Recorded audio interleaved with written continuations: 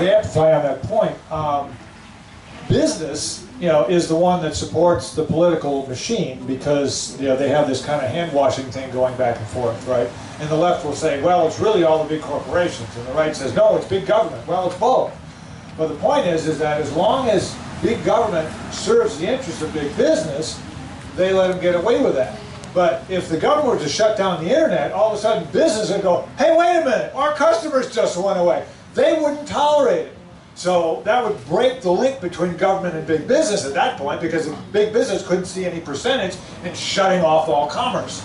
They just don't want any competition. But if all commerce got shut down, that wouldn't work for them. So they'd find a new government model real fast. So I don't see how the government could just shut down the internet. That's a great point to bring up. The value that these firms place on the internet is related to the value that they have for their customers. So all of us as customers like using the internet. We like shopping on Amazon with Bitcoin through gift. We like all these ways that we can interact with firms online, whether we need customer support or we're buying from them or we're tracking an order or anything like that. And so these big corporations, these big firms would ultimately have to contend with, how many customers will we have without the internet? Can we just abstract that from our business model? Will we be okay? The answer is definitely going to be no.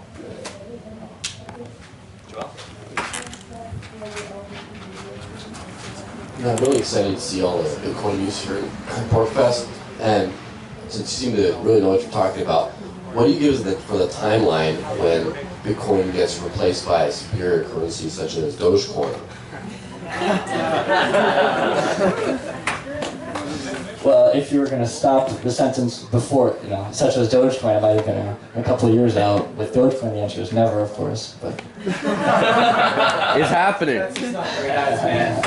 So that's an interesting question. There are many different cryptocurrencies, and so it's kind of an open race to see which one will be the most marketable asset in the future digital economy.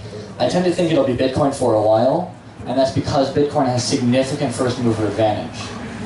It was the first, and by being the first, it received enormous fanfare, enormous public perception of it, and until these coins are globally saturated, then the network can't expand any further.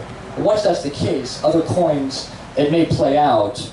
This one has a little bit better features than this one guarantees your price a little bit more, and this one has faster confirmation times. At that point, there may be a playing out of another currency that's superior on technical terms to Bitcoin and serves a higher value than Bitcoin allows for.